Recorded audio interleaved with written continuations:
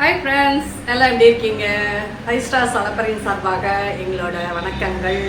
இன்னைக்கு பிறந்த நாள் கொண்டாட உறவுகளுக்கும் கல்யாண நாள் கொண்டாட உறவுகளுக்கும் எங்களோட வாழ்த்துக்கள். இன்னைக்கு வீடியோவில் என்ன பார்க்க போறோம்னா, குக்கரில் குழையாம காளான் பிரியாணி பாஸ்மதி ரைஸில் எப்படி செய்யறதுன்னு பார்க்க போகிறோம்.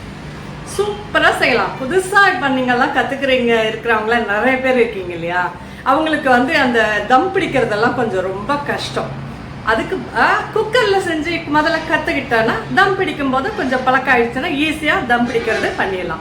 அதனால் பாஸ்மதி ரைஸில் குக்கரில் காளான் பிரியாணி எப்படி ஈஸியாக செய்கிறது அப்படிங்கிறத பார்க்கலாம் வாங்க வீடியோவில். இப்போ நம்ம தேவையான பொருட்கள் காளான் பிரியாணிக்கு என்னன்னு பார்த்துடலாமா? காளான் ஒரு பேக்கெட்டு கட் பண்ணி எடுத்து வச்சுருக்கேன். அப்புறம் கொத்தமல்லி எடுத்து வச்சுருக்கேன், புதினா எடுத்து வச்சுருக்கேன். ஓகேவா, இது இப்படியே இருக்கட்டும். அடுத்தது தாளிக்கிறதுக்கு பெரிய வெங்காயம், அது இல்லாமல் சின்ன வெங்காயத்தை நல்லா நச்சு நச்சுன்னு தட்டி ஒரு 3 சின்ன வெங்காயம், 3லேருந்து 4 சின்ன வெங்காயம் நச்சு நச்சுன்னு தட்டி எடுத்து வச்சுருக்கேன். அதே மாதிரி பூண்டு தட்டி எடுத்து வச்சுருக்கேன். இஞ்சி ஒரு துண்டு தட்டி எடுத்து வச்சுருக்கேன். பச்சை மிளகாய் 2, அது இல்லாமல் மிளகாத்தூள் போடுறோம், அது ஓகே. அது இல்லாமல் பச்சை மிளகாய் 2. அப்புறம் எப்பயும் போல் பட்டை, லவங்கம், ஏலக்காய், அன்னாசிப்பூ, சின்னதாக ஒரு கல்பாசி, மராட்டி முக்கு, இதெல்லாம் எடுத்து வச்சுருக்கேன். எப்பயும் போல் எண்ணெய், மஞ்சத்தூள், உப்பு, இதெல்லாம் எப்பயும் போல். ஓகேங்களா? இப்போ அடுப்பில் நம்ம பேன் வச்சுருக்கோம், எண்ணெய் ஊற்றிருக்கோம். அடுப்பை பற்ற வச்சிடலாம். எண்ணெய் காயும். ரொம்ப காஞ்சிட்டுன்னு வச்சுக்கோங்க, பட்டை லவங்கெல்லாம் அப்படியே இதாயிரும், கருகி போய் ஒரு மாதிரி கசப்பு இருக்கும். அதனால் எண்ணெய் கொஞ்சம் மீடியமாக இதில் இருக்கும்போதே நீங்கள் பட்டை லவங்கம் இதெல்லாம் போட்டுருங்க நீங்கள். ஓகேவா?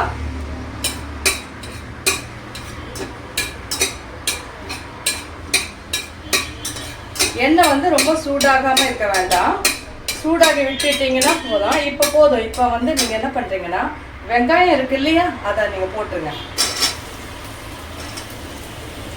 அதையும் சின்ன வெங்காயமும் தட்டி வச்சுருக்கீங்க இல்லையா, அதை ரெண்டத்தையுமே நல்லா அந்த பொன் முருவெல்லாம் வணக்கணும். அப்போ தான் பிரியாணிக்கு டேஸ்ட்டு இருக்கும் இது. அதனால் நீங்கள் என்ன பண்ணுறீங்கன்னா, அடுப்பை ஓரளவு மீடியமில் வச்சு வெங்காயம் போட்ட வெங்காயம் பொன் முருவெல்லாம் வர மாதிரிக்கும் வணக்கணும். ஓகேங்களா? இப்போ பாருங்கள், பொன் முருவெல்லாம் ஆயிடுச்சு. வெங்காயம் இந்த அளவுக்கு வரணும் நமக்கு. அப்போ தான் பிரியாணி டேஸ்ட்டு. பிரியாணி டேஸ்ட்டாக இருக்கிறதுக்கு இது ஒன்று சீக்ரெட்டு. புதுசாக கற்றுக்கிறவங்க இதை தெரிஞ்சுக்கங்க. பாருங்கள், இந்த அளவுக்கு வந்திருக்கா. இதுக்கு மேலே நம்ம இஞ்சியும் பூண்டியும் சேர்த்து அந்த பச்சை வாடை போகிற வரைக்கும் நம்ம அதை பண்ணுறோம். இது பச்சை மிளகாய் எல்லாத்தையுமே சேர்த்தியாச்சு. இது என்ன பண்ண போகிறோன்னா, நம்ம அந்த ரெண்டத்தையுமே பச்சை வாடை போகிற மாதிரி வரைக்கும் நம்ம மெதுவாக தாளித்து விட்டுறோம். ஓகேவா? இப்போ நாம் புதினா, கொத்தமல்லி, அடுத்தது காளான், இதை போட்டு இப்போ நம்ம காளான்லேருந்து தண்ணி வர வரைக்கும் கொஞ்சம் நம்ம வணக்கலாம். அது வரைக்கும் நம்ம கொஞ்சம் மூடி வச்சிடலாம், தண்ணி வரட்டும். இப்போ காளானில் தண்ணி விட்டுருச்சான்னு பார்த்துக்கலாம். பாருங்கள், காளான் நல்லா சுண்டி தண்ணி விட்டுருச்சு. இப்போ நம்ம மஞ்சத்தூள் போட்டுடலாம். கம்மியாக எவ்வளோ தேவையோ அவ்வளோ மஞ்சத்தூள். அடுத்தது மிளகாத்தூள். ஏற்கனவே பச்சை மிளகாய் போட்டிருக்கோம், இருந்தாலும் எவ்வளோதான் பச்சை மிளகாய் போட்டாலும் அந்த மிளகாத்தூள் போட்டால் தான் ஒரு டேஸ்ட்டே வருப்பா. அதனால் இதில் ஒரு 2 வணக்கிட்டு இப்போ நம்ம தண்ணி அளவு விட்டுடலாம். இப்போ நம்ம தண்ணியை அளந்து ஊற்றிடலாம். 2 பேருக்கு தான் 1.5 டம்ளர் போட்டிருக்கேன். 1.5 டம்ளர் இருக்குது நமக்கு, டபுளா அப்போ 3.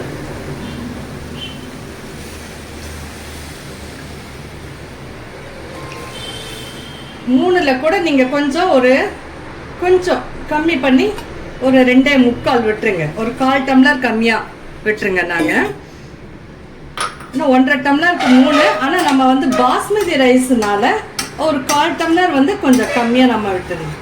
இப்போ உப்பு போட்டுடலாம்.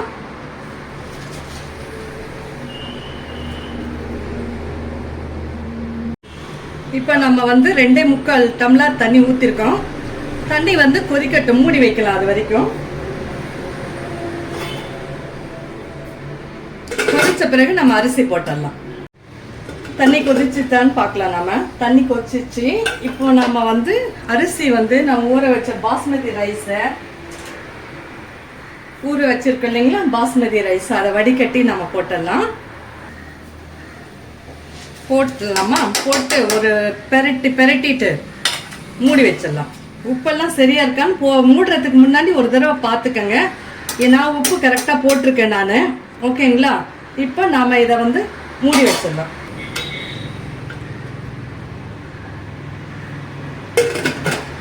எத்தனை விசில் விடுறீங்கன்னா உங்களுக்கு குக்கர் அளவு இருக்கு இல்லையா, இப்போ உங்க குக்கர் அளவு எவ்வளவு இருக்கோ அதுக்கு தகுந்தபடி விசில் விட்டுருங்க. என்னோடது வந்து குக்கர் வந்து 3 விசில், அவ்வளவுதான். விசில் வரைக்கும் நம்ம திறந்து பார்க்கலாம். இப்போ வந்து குக்கர் விசில் இறங்கிடுச்சு, பார்த்துடலாமா? இப்போ வாவ், எப்படி இருக்கு பாருங்க. குக்கர்ல நீங்க வந்து ஈஸியா செய்யலாம் பிரியாணி. ரொம்ப சிம்பிள் தான், குலையாது.